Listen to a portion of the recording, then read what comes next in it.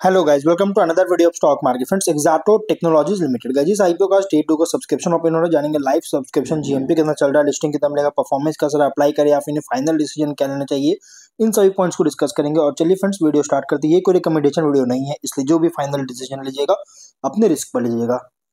तो आईपीओ 28 नवंबर ओपन हुआ था, 2 दिसंबर कल के दिन क्लोज किया जा रहा है। 10 रुपीज का फेस वैल्यू, 133 टू 140 रुपीज पर शेयर की प्राइस बैंड, 1000 शेयर्स की lot size, fresh capital offer for sale का कॉम्बिनेशन, 37.4 करोड़ का issue size. Giriraj stock broking market maker है। पब्लिक ऑफर दिया गया 35.57 करोड़ का, जिसमें से फ्रेश इशू 30 करोड़ का, ऑफर फॉर सेल 5.6 करोड़ का। Book built IPO BSE SME platform पर लिस्टिंग होने जा रही है। अलॉटमेंट डेट फाइनलाइज किया गया 3 दिसंबर का। 4 दिसंबर रिफंड रिलीज किया जाएगा, शेयर्स डीमैट अकाउंट में क्रेडिट होगा। 5 दिसंबर का लिस्टिंग डेट रखा गया है।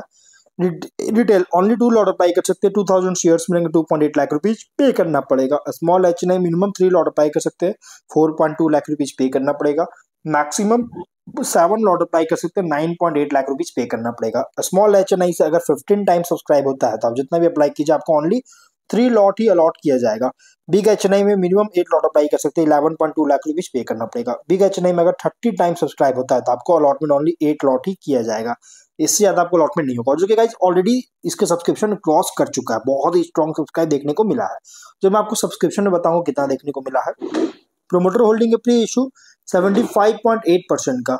ऑफर जो दिया गया क्यूआईबी एंकर इंक्लूड नहीं करेंगे, ऑलरेडी एलोकेट हो चुका है 19% का। Big HNI 9.5%, small HNI 4.8%, retail में 33.3% ऑफर दी गई है। एंकर से 10.6 करोड़ का फंड रेज कर चुका है। अब अगर हम बात करें सब्सक्रिप्शन को लेकर, कंपनी का क्यूआईबी से 8.22 टाइम सब्सक्राइब है, जो कि क्यूआईबी हमेशा लास्ट डे में अप्लाई करते हैं, बट इस आईपीओ बहुत ही ज्यादा फर्स्ट डे में बहुत ही स्ट्रॉन्ग सब्सक्राइब है, जो कि 58.4 करोड़ का बीट किया। 5.1 लाख शेयर्स का ऑफर था, 41.7 लाख शेयर्स का बीट किया।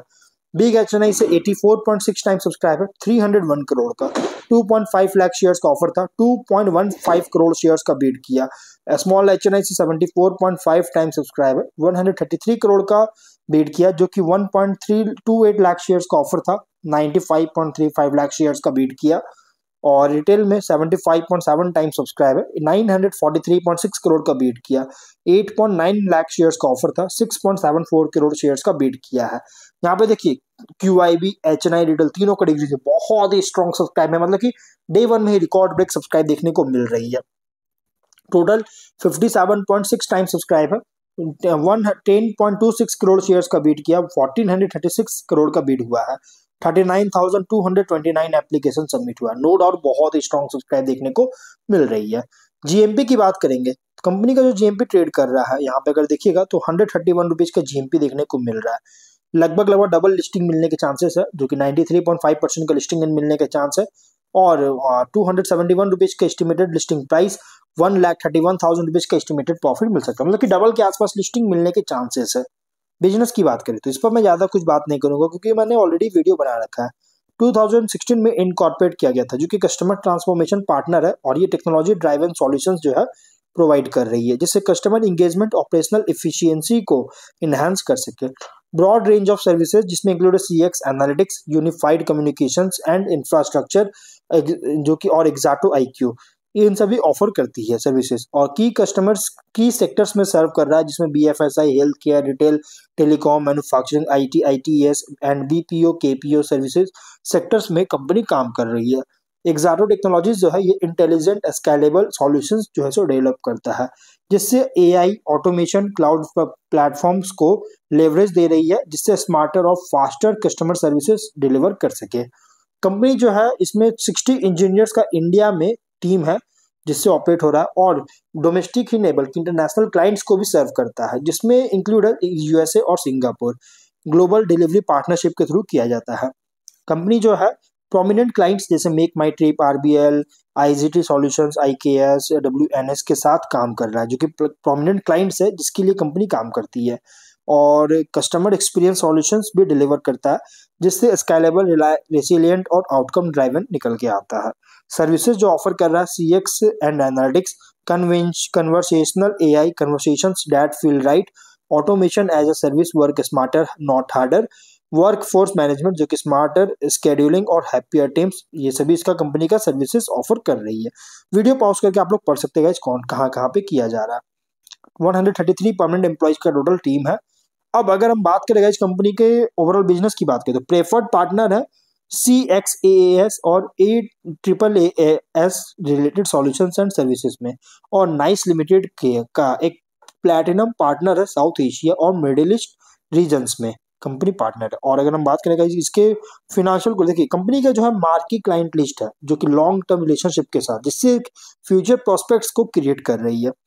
अब यहाँ पे अगर हम बात करें फाइनेंशियल को लेकर 25 में 126 करोड़ का रेवेन्यू, 9.7 करोड़ का प्रॉफिट है, जो कि देखिए 23 से 24 25 तीनों में टॉप लाइन तो ग्रोथ होता हुआ नजर आया, लेकिन जो बॉटम लाइन है 23 और 24 में स्टैटिक था, बट 25 में बहुत ही शानदार ग्रोथ देखने को मिला है।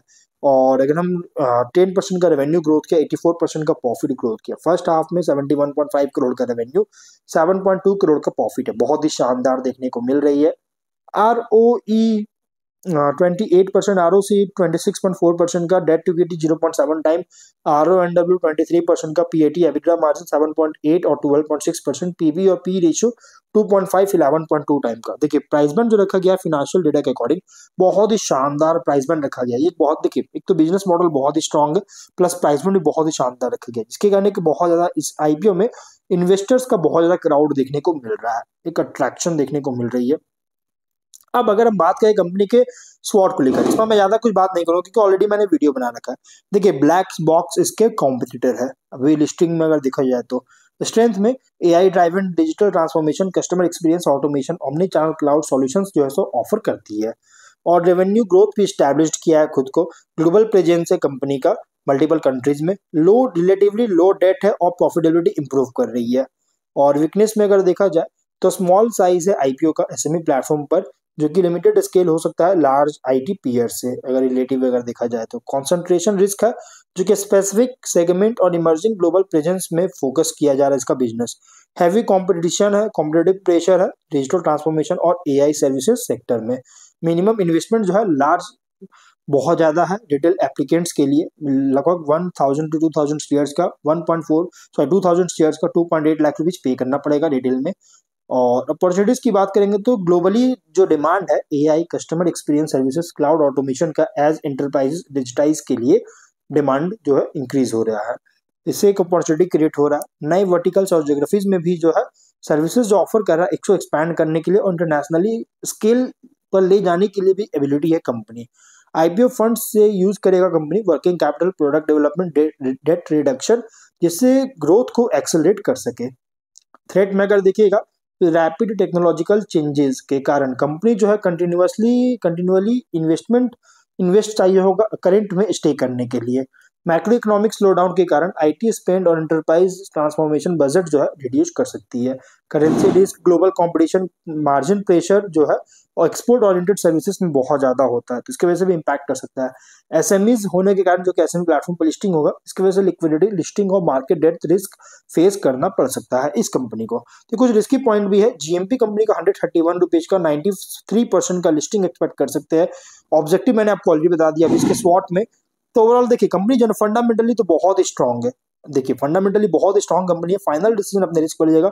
हाँ ये सेकंड थॉट IPO है गाइस, सेकंड थॉट आप इसमें ले सकते हैं, बाकी फाइनल डिसीजन अपने रिस्क पर लीजिएगा। ये कोई रिकमेंडेशन वीडियो नहीं है। तो मिलते हैं नेक्स्ट वीडियो में, टिल देन बाय बाय।